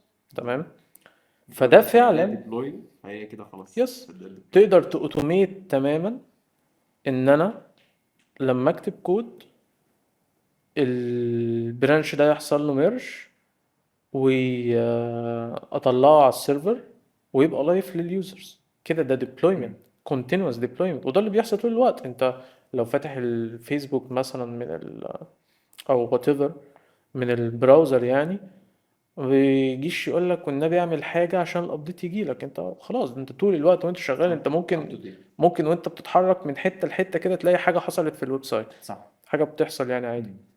ده معناه ان في ديبلويمنت حصلت وانت قاعد شغال عادي خالص. الدليفري بقى ايه الفكره؟ الدليفري ان انت الماكسيمم بتاعك ان انت تدليفرت انترنالي للتسترز، كيو اي، بيتا تيسترز، المهم انترنالي في الشركه. فانت ده الكونسبت. نيجي بقى الامثله مثلا عندنا، فان انت تطلع الاب بتاعك على تيست فلايت عشان يستخدم internally، ده كده continuous delivery. ما تقدرش تقول ان الفيرجن دي deployed، هي delivered. تريكة صغيرة. الفرق بين الاثنين deployed و yes. delivered. صح. بس فكده ايه هو السي اي سي دي وليه بقى؟ تعالى بقى نتخيل، احنا تخيلنا ان السي اي ليه مش موجود فعرفنا القيمة بتاعته. تخيل ان السي دي مش موجود. تخيل لو انا كل شوية محتاجة deliver، كل شويه دي اللي هي في الاغلب المتعارف عليه ايه، بعد كل فيتشر هو بالظبط. التستر بيتست ايه فيتشر بير فيتشر. بعد كل شويه بج فيتشر ايا كان يس خلاص. يس بعد كل تيكت، مظبوط بالظبط، الادق بعد كل تيكت سواء فيتشر او بج. صح. يس ثم مره ريجريشن تيستنج على كل اللي فات بنهايه السبرنت او ما قبل الريليس. صح. يس حد جرب، اكيد حد جرب يطلع يابلود اب على تيست فلايت قبل كده، عارف الموضوع ده يعني ايه؟ انت بتبيلد. نام بقى. يس لا طبعا انت وامكانياتك بقى حسب اللابتوب والانترنت وكده. بالظبط بس يعني يس انا مثلا انا عن نفسي كانت ساعتين ونص في وقت من الاوقات. ان شاء الله. يس هو دلوقتي اقل من كده كتير اه بس ما بس انت يعني ما شاء هو الله حتى لابك لو حلو. دقيقتين ففي بجد الشركات بتحسب الدقيقتين اللي فيديو. يس طبعا، ما هي دي بقى هنا تحسب بالظبط، الله ينور عليك. انا مثلا اللي كانوا على وقتي الساعتين ونص دول بيبل، اللابتوب قدامي انا ببل اوكي. اركايف ابلود يفيل، بالظبط ترجع نفس الكلام. ارجع اظبط حاجه عدل ابيلد الفيرجن اركايف، واطلع. يعدي نص اليوم او اكتر، بطلع على تيست فلايت عشان التستر يشوف. فهنا بقى بيجي البين، هنا بقى عشان اقول لك ان ده يعني عكس الاجايل، عشان كده ليه ده سب كونسبت منه، ان انا خلاص ما بقتش قادر اطلع شغلي دوريا يجوت تيستد. هنا بقى هقلب غصب عني ان انا بقى اشبه، مش مش فولي، بس ابقى اشبه الوتر فول اللي هو اكسل. بالظبط. بقول لك ايه، ليك عندي بيلد كل اسبوع، صح. مش كل فيتشر، ده جنون، مش هقدر. هو انا كل تيكت هضيع ساعتين ونص؟ اكيد لا. لا فانت طبعا. كده كده اصلا حصل بريك للبايب لاين بتاعت اجايل نفسها. يس تمام، للستبس بتاعت الاجايل او بالظبط. لمقتضيات الاجايل. مم. تمام. بنقدر نعمل ايه بقى البديل هنا، ان ده جوت اوتوميتد. تمام، ده الواي، فانت كده بقى معاك الواي بتاعت السي اي حلو. والواي بتاعت السي دي، فاضل لنا الهاو. يعني فهمنا المفروض ايه هو السي اي سي دي والفروق البسيطة، ازاي ديليفري، واحنا عندنا ديليفري ما عندناش ديبلويمنت، لان الديبلويمنت عندنا لازم يحصل مانوال. مم. ده الماكسيمم بتاعك ان انت تسبميت فور ريفيو وهكذا، بس انت اللي لازم مانوالي. صح. يس فاضل لنا الهاو، ازاي. هنا بقى الحتة اللي ممكن الناس تتلخبط فيها، واللي ما اشتغلتش فيها بإيده قبل كده يبقى فاكر ان الموضوع ماجيكال. اللي هو انت دلوقتي البروميس بتاعك ان انا بطريقة ما، انا معاك وفاهم لحد ان انا هفتح بي ار على الديفلوب وهعمل ميرج. انت بقى بتقول لي ايه اللي يوديه بقى هناك؟ هيبيلد، مين اللي هيبيلد وفين؟ وانا قافل اللاب اصلا. هيبيلد اي ويتست و... ولو نجح بعد كده ياركايف ويطلع على الاب ستور ويروح للكيو اي، وانا ما عملتش حاجه، امال مين اللي عمل؟ صح. هنا بقى الهاو، انك السي اي تخيلوا ان هو تيم ميت مم. بمنتهى البساطه، مفيش اي حاجه سحريه. جونيور معاك وعمال ينفذ اللي انت عمال تقول له عليه. يس بينفذ حرفي. تمام، مفيش اي حاجه سحريه. خلينا نمسكهم خطوه خطوه. نبتدي بقى بالترمز. لما نقول خطوه خطوه، خطوه خطوه في ايه؟ في المسار اللي احنا اتكلمنا عنه ده، في البايب لاين ده. حلو. ده التعريف بايب لاين، كده دخلنا في شغل احمد حسن برضو انا بيب البترول، بس هي نفس الفكره. صح. زي هي المصطلحات كلها متاخده من موضوع انجينيرنج بصفه عامه. وبحس اصلا الانجينيرنج هو اللي عمال ياخد مصطلحات مننا شويه ومن هنا يس شويه يس كده. دايما كده، انت بتديليفر حاجه في الاول في الاخر، فهو انت كانك على خط تصنيع، خط تصنيع على ستيبس، كانك زي ما بتصنع اي حاجه. بالظبط. بتصنع، بتلون، بتغلف، ايا كان شيء بتصنع. فهي نفس الفكره.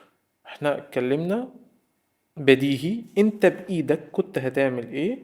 كنت هتبيلد، هتران التيستس، لو نجحت هتاركايف، هتابلود.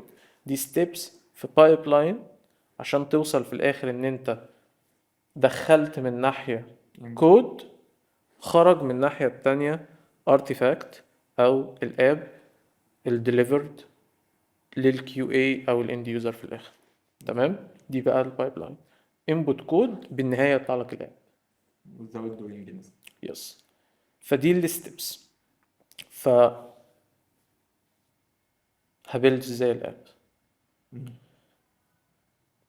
هتبيلد الاب محتاج حاجه بقى، نرجع لحاجتنا الاكزامبلز حقيقيه. انت بتبيلد اي او اس اب محتاج ماك. حلو. فين الماك؟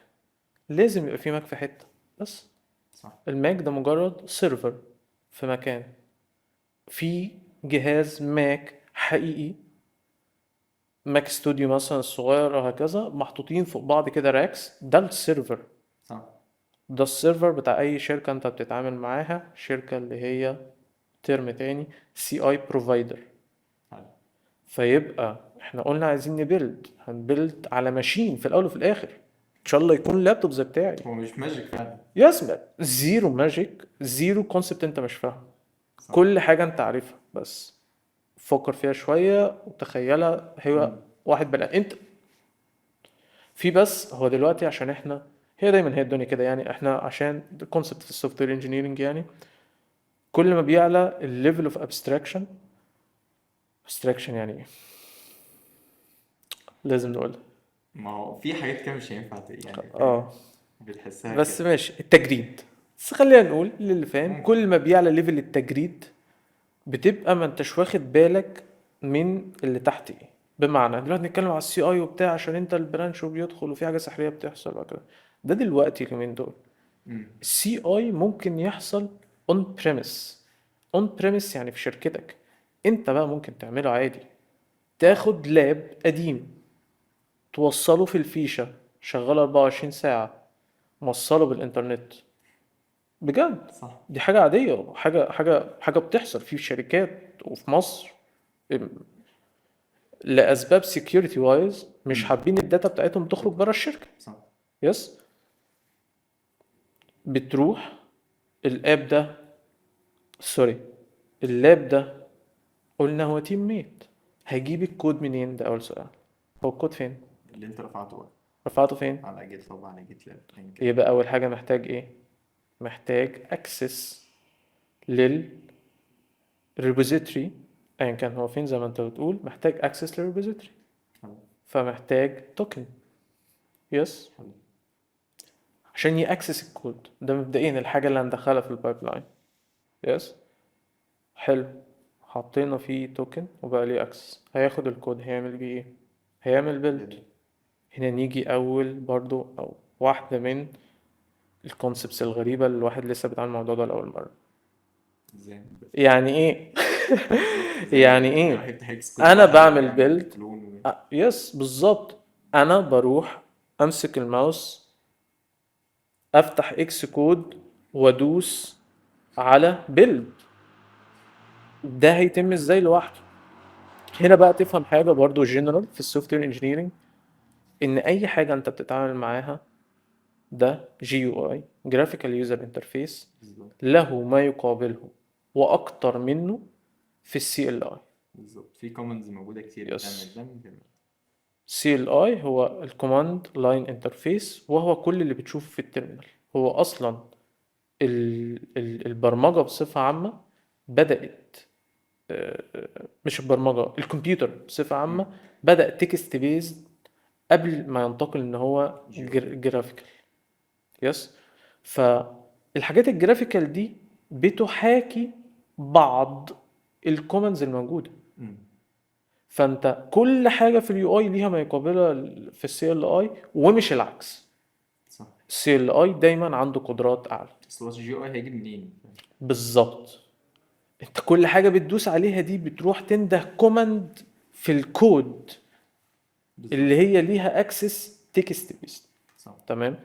فهنا تدرك انه انا بقول هفتح الاكس كود والكلام ده وادوس بيلد، ده كوماند عادي خالص. امم. تفتح التيرمينال، سي دي تشينج دايركتوري، تروح على البروجكت وتنده اكس كود بيلد. بس ده كمثال، مش هنقول باقي الحاجات، بس بالمثل كل بutton ده هنا ككونسبت. هنا الفكره الكبيره ان كل بutton ليه ما يقابله في السي ال اي. بالظبط. بس فاكس كود بيلد هيبيلد تيست هيتست، اركايف هياركايف، ابلود هيابلود ازاي؟ هيابلود زي ما اتفقنا بسؤال انه هيجيب الكود ازاي. مم. هيابلود على الاب ستور، يبقى لازم يبقى ليه اكسس على الاب ستور، يبقى لازم يبقى عنده توكن. مم. نفس الفكرة. فانت تيم ميت، فتفكر معاه ازاي. هو انت لما بيجي تيم ميت جديد معاك بتأونبورده ازاي؟ هو ده المطلوب، بالظبط. هو ده اللي انت محتاج تفكر فيه وانت بتبني سي اي. بس انا على حد ما عرفت اعتقد ان هو بياخد كريدنشال مش توكن البيلد ده. يعني عشان تعمل تقدر تاكسس الاب كونكت مثلا عشان تعمل تديله كريدنشال credentials معين. تقصد يوزر نيم وباسورد؟ اه فهل لا، بتديها له برضه في الحته دي؟ هقول لك اظن هيبقى ده لا غلط. ده قديم. صح. يس، كان يعني موجود مفيش مشكلة يعني، مش هقول لا لك لا انا بس. فاهم، انا اقصد ان هو بالطريقه دي لو انا جيت مثلا ادي ايا كان البروفايدر اللي يس انا اتعامل يس، عليه ما انا اقول وجيت لك اديله حلو كريدنشال، جدا. فدي مشكله. حلو جدا، دي تريكاية حلو. يس. هنا مبدئيا ارد عليك في مثلا في الاب ستور، خصوصا لما بقى التو فاكتور اوثنتيكيشن ريكوايرد، امم. فالكلام اللي انت بتقوله ده almost impossible. امم. يس، لان انت حتى لما اديته اليوزر نيم والباسورد هيجيب لك او هيقف تي بي. مستني. تمام، بيتعمل عادي مفيش مشكله، مش بيتعمل اوتوماتيك طبعا، بيقف بقى هنا يعني. ده مثلا ما في مراحل، انت ممكن تعمل السي اي ده عندك لوكالي، اللي هو امم. الحركات دي اوتوميتد بس عندك على الجهاز. بالظبط. تمام، فهو قدامك في التيرمينال وهيطلب منك الاو تي بي وهيجي لك دول. وتقول. بس طبعا الافضل ان هو يبقى اي بي اي كي اللي هو التوكن، حلو. وبتحطه ويشتغل بيه. سؤالك بقى التاني انه طب لو كريدنشالز زي هو حتى جيت هاب بتوكن، بس لنفترض شيء امم. ما، لان انت ممكن تنتجريت مع حاجات كتير مختلفه. البيست براكتس هنا وفي الاغلب ده اللي بيتم، مش بقى ان احمد اللي عامله فبيحط الكريدنشالز بتاعته، بتعمل دايما ايميل واكونت للسي اه اي بتاعك. تديله اكسس. يس، اسم الشركة بتاعك سي اي وخلاص. هو تيم ممبر كامل. امم. فكر في كل تفاصيل الاونبوردنج. اول حاجة بتعملها ايه لما تيم ميت جديد يجي معاك الشركة؟ بالظبط، تعمل له تديله ايميل. اكسس على كل، بتعمل ميل تديله بس اكسس على كده. كل الكلاينت. فالسي اي ليه ايميل وليه اكسس بس. بس انا معلش ممكن انا اكون خانت عليه شويه، بس انا لا اقصد لا في لا. الناحيه التانيه، وهي عشان انت اصلا تدليفر. اها. مش هو هيروح برضه يدليفر؟ يس. فعشان يدليفر ده فهو محتاج اكسس على اب كونكت.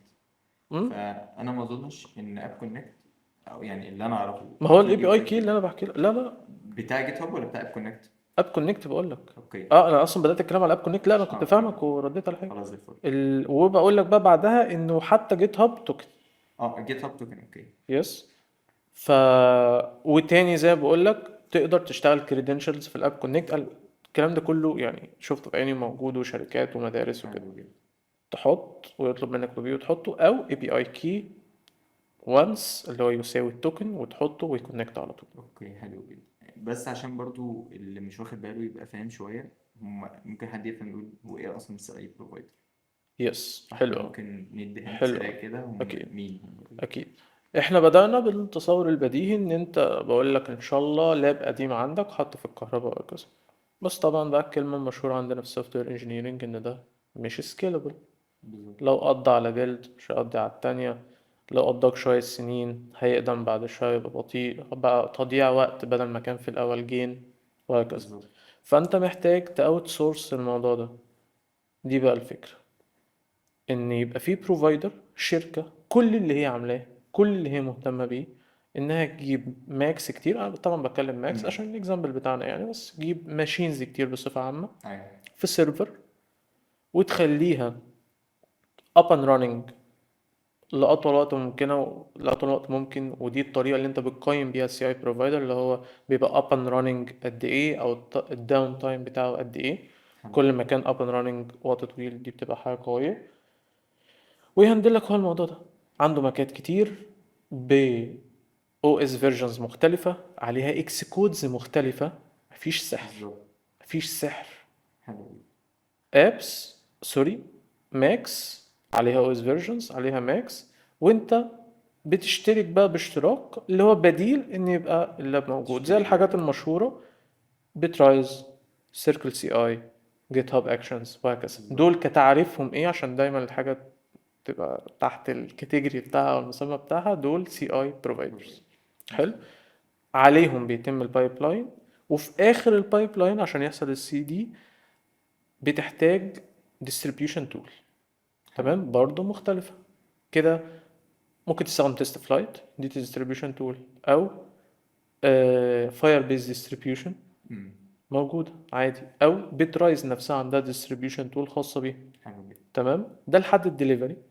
طبعا الديبلويمنت لازم التول الخاصة اللي بتديك اكسس على الستور بتاعك، اي او اس اب ستور، اندرويد يبقى جوجل بلاي، ما فيهاش بس كلام. بتعمل مانوالي اصلا. فكده بقى التصور بتاع الفاكتوري اللي احنا بنقوله ده ان هو بايب لاين، مم. وتقدر تشيل كل ستيب وتغير البروفايدر براحتك. يعني الستيب اللي اسمها فاير بيز، سوري، الستيب اللي اسمها ديستريبيوت في الاخر دي او ديبلوي، ده مكعب ستيبايه كده تقدر صح. تشيل وتحط حد تاني. الارضيه اللي هم واقفين عليها اللي هو السي اي بروفايدر او الماشين اللي هم شغالين عليه، تقدر تاخد نفس الكلام ده وتشيله، بدل من سيركل سي اي توديه جينكنز، تشيله من جينكنز تحطه في بيترايز، صح. وهكذا. دي الفكره العامه للسي اي سي دي. والله يعني بجد شكرا على ده. يعني اعتقد ان او متاكد ان في ناس كتير استفادوا من ده، انا نفسي ربنا استفدت من يكرمك، ده. ربنا يكرمك يا رب. فبجد شكرا ليك على وجودك معانا شكرا وعلى ليك. معلوماتك معانا. كنا في سؤالين كده سألناهم قبل كده للشباب، فبرضه كنا ممكن نسألهم لك. حلو. وهم أول راتب خدته من اي اس كان كام؟ حلو. هقول لك اول ثلاثة يا عم. اوف. ماشي. ممكن تدينا آخر ثلاثة.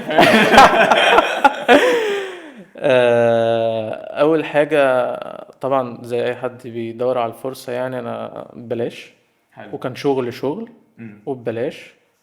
مش بريكومند يعني لحد يعمل كده، بس انت تبقى عايز بالظبط. put your step forward يعني في المجال. تشبه في أول فكان شغلانة. ببلاش. بعد كده 500 جنيه. حاجة. بالظبط يس. بلاش. ايوه، ببلاش وشرطة يعني. بعد كده بقى راتب يعني 4000 جنيه. اوكي. الحمد لله. جميل. طيب لو ما كنتش هتشتغل اي او اس ديفلوبر اوه. وانت اصلا ما اشتغلتش مهندس مدني، اه. كنت هتشتغل ايه؟ يعني اصلا اكيد ده كمان جه في دماغك وقت الكارير شيفت، اكيد. فكنت ممكن اكيد تشتغل ايه طبعا. طيب غير يعني غير البرمجه عامه لو انت بعيد عنها؟ امم. والله مش عارف، في حاجات بعيدة كده مختلفة شوية، بس انا احب التصوير مثلا. تصوير. يس.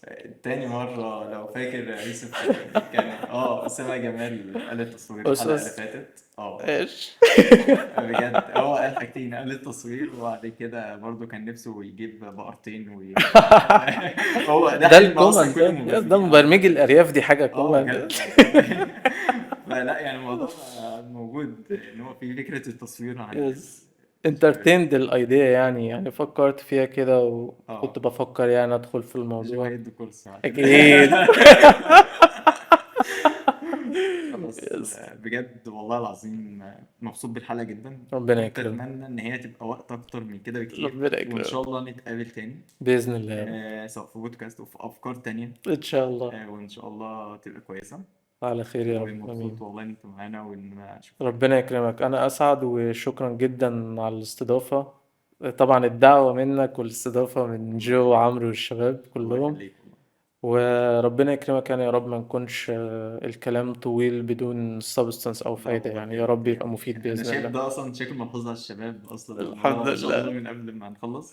الحمد لله. إن شاء الله يعني تبقى حلقة كويسة آمين يا بإذن رب الله. بإذن الله. اوكي. وقبل ما نخلص احب اقول للشباب ان هو ان شاء الله يستنونا الحلقه الجايه ويبقى فيها كلام اهم.